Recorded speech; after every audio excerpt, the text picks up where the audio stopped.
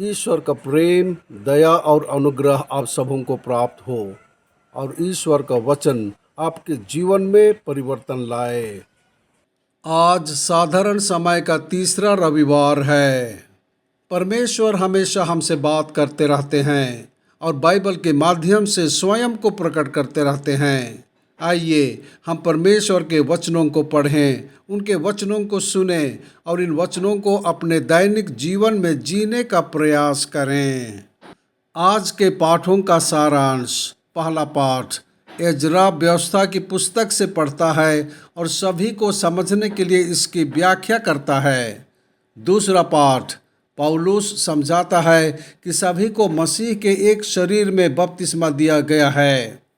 सुसमाचार पाठ नाज़रेत के आराधनालय में यीशु भविष्यवक्ता यशायाह की पुस्तक से जोर से पढ़ता है और घोषणा करता है कि यह शास्त्र अब उसके पढ़ने में पूरा हो गया है।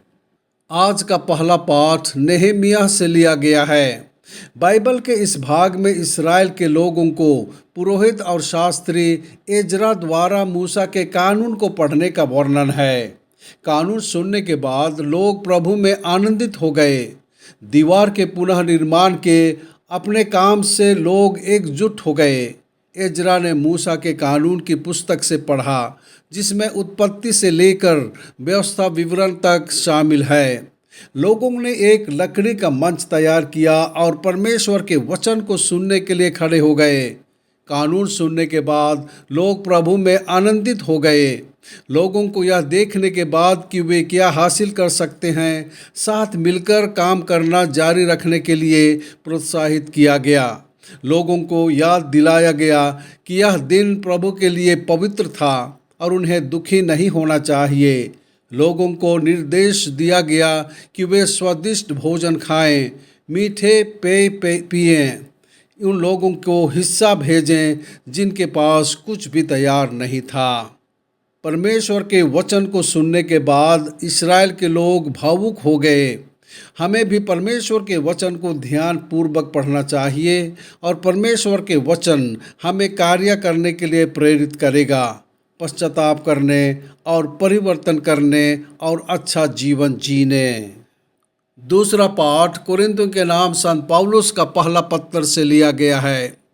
बाइबल का यह भाग ख्रिस्तीय कलीसिया की तुलना एक मानव शरीर से करता है, जिसमें प्रत्येक विश्वासी के पास कलीसिया की सेवा करने के लिए एक आध्यात्मिक उपहार होता है। यह अंश इस बात पर जोर देता है कि प्रत्येक विश्वासी आध्यात्मिक है और सभी विश्वासियों की कलीसिया में एक भूमिका होती है। कलीसिया कई अलग अलग लोगों से बना है, जिनमें से प्रत्येक के पास अपने स्वयं के आध्यात्मिक उपहार हैं, जो कलीसिया की सेवा करने के लिए एक साथ काम करते हैं।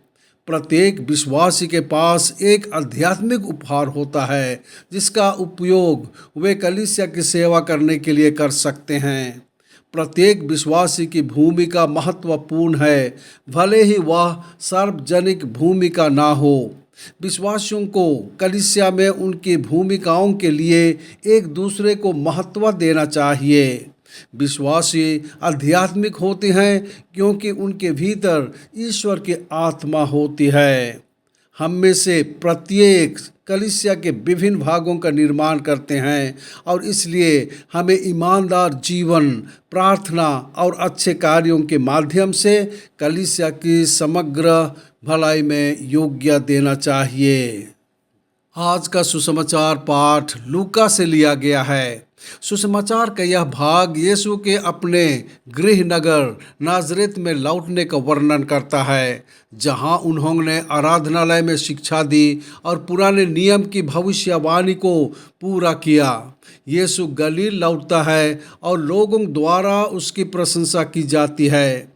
यीशु साबत के दिन आराधनालय जाता है। यीशु को भविष्यवक्ता यशायाह की पुस्तक पढ़ने के लिए दी जाती है। यीशु को वह अंश मिलता है जहाँ लिखा है, प्रभु की आत्मा मुझ पर है। यीशु बताते हैं कि अंश वर्तमान क्षण में पूरा हो रहा है। यीशु बीमारों को ठीक करता है, अंधे को दृष्टि देता है और उत्पीड़ितों को मुक्त करता है। नासरेत में यीशु की वापसी सुसमाचार की कहानी को लघु रूप में प्रदर्शित करती है। यीशु के कार्य पुराने नियम की भविष्यवाणी को पूरा करते हैं। यीशु मसीह हैं जो अच्छी खबर लाने आए हैं। यीशु के कार्य लोगों को पाप और मृत्यु से मुक्त करते हैं। यीशु के कार्य लोगों की आंखें परमेश्वर के प्रेम और भलाई के लिए खोलते हैं। यीशु पुराने नियम की पूर्ति है। वह मनुष्य बना ईश्वर है। वह परमेश्वर है जो लोगों के बीच रहता है। आइए हम उसे अपना परमेश्वर और उद्धारकर्ता माने।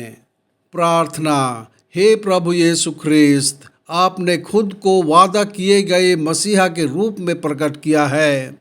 हमें आपको और अधिक और अच्छी तरह समझने में मदद करें, ताकि हम आपको सभी चीज़ों के निर्माता और मानव जाति के मसीहा के रूप में स्वीकार कर सकें।